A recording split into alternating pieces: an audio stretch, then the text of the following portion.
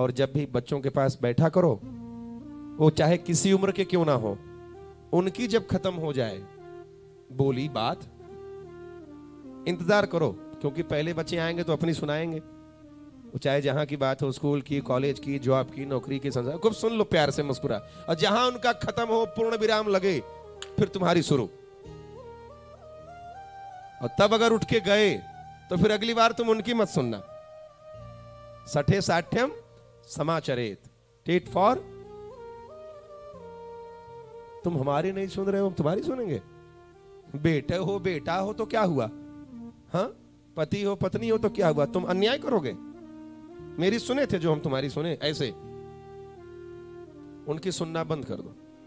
अगर उनको फर्क पड़ता है तुम्हारे ना सुनने से तो बहुत अच्छी बात है, समझो प्यार है तुम्हारे लिए। अगर फर्क नहीं पड़ा तो जरा तुम खुद सोच लो कितना बड़ा धोखा हो रहा है तुम्हारे साथ। जिन बच्चों के लिए, परिवार के लिए सुबह शाम पता नहीं क्या क्या करने को तैयार हो, तुम नाराज हो गए तो उनको फर्क भी नहीं पड़ रहा। चेक कर लेना परिवार में, और अगर फर्क पड़ रहा है तो अच्छी बात है, प्रेम है, और उसी प्रेम का सहारा लेकर उनको ये कथा धर्म सुना देना। पूछो क्यों? क्योंकि जो धर्म से जुड़ा रहेगा, जो भगवान की कथाओं से जुड़ा रहेगा, उसके हृदय में ना चाहते हुए प्रभु के चरणों की प्रीति जागृत होगी। और जिसके हृदय में परमात्मा की भक्ति है, बिना कहे वो कभी जीवन में, बालक बालिका जहां भी होगा, चाहे जिसकी संगत में जाए, वो कभी ऐसा कृत्य नहीं करेगा जिससे उसके कुल में कलंक लगे।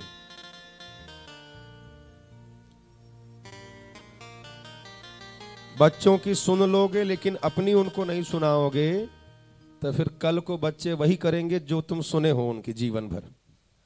अरे भैया, 2, 4, 5 साल होने के बाद बच्चे तुम्हारे पास रहते हैं क्या?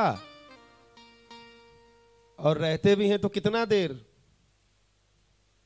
जरा देखो, सुनो, तुम अपने अपने घर परिवार में याद करो। 5 साल 6 साल के बच्चे हुए, स्कूल स्टार्ट, सवेरे स्कूल, 1-2 बजे आए, अंदाजा आए तो खाना पीना खा के सो गए। माता पिता के पास है तो, लेकिन है नहीं, बातचीत हुआ, कुछ आदान प्रदान संस्कारों का हुआ नहीं। 4 बज गया, ट्यूशन हो गया, 7 बजे आया, थका है, 1 घंटा खेला माँ बाप के साथ, आदान प्रदान नहीं, फिर रात को सो गया, सवेरे उठा स्कूल। एक छुट्टी आई संडे तो कहीं घूमने का प्लान बन गया। माँ बाप से कनेक्शन है ही नहीं, है भी तो बहुत थोड़ा सा। अब जरा सोचो, जो बच्चे ज्यादा से ज्यादा समय संसार में बिता रहे हैं, जहां पर उनको अधर्म की बातें ज्यादा सीखने को मिलेंगी, और जहां धर्म सीखने को मिलेगा परिवार में, वहां कम समय बीत रहा है। तो ऐसे ऐसे ये लोग जब 12वीं 15वीं में पहुंचेंगे, 15, 20, 25 साल बाद, तो 25 साल तक बच्चों को ज्यादा से ज्यादा कहां का समय मिला? बाहर का। 8 घंटा 9 घंटा कॉलेज स्कूल बाहर, और तुम्हारे साथ कितना देर के लिए? आधा घंटा 1 घंटा, वो भी ठीक से बात नहीं। तो 20 साल तक जो दूसरे का बन के रहा, उसको माता पिता अचानक चाहते हैं कि मेरा बन जाए। बन पाएगा? जरा सोचो, इतने दिन तक तो छोड़ दिए पढ़ाई के नाम पे। तो शुरू से ही ये आदत लगाओ, क्योंकि ज्यादा से ज्यादा समय बच्चों का कहां बीत रहा है? तुमसे दूर। अब तुमसे जब दूर है तो क्या पता उनकी संगति अच्छी है कि नहीं। संगति अच्छी है तो कोई बात नहीं, लेकिन संगत खराब है तो वो बिगड़ जाते हैं, और कल को फिर तुम्हारी भी नहीं मानते, माता पिता की भी नहीं मानते। तो कथा से ये बात भी सीखना कि घर परिवार कैसे चलाना है। ये कोई तपस्या से कम नहीं है बच्चों का लालन पालन, किसी पीएचडी आईएएस पीसीएस की पढ़ाई से कम नहीं है कि बच्चों का लालन पालन कैसे करें। आपको अपने बच्चों को कैसे पालना है।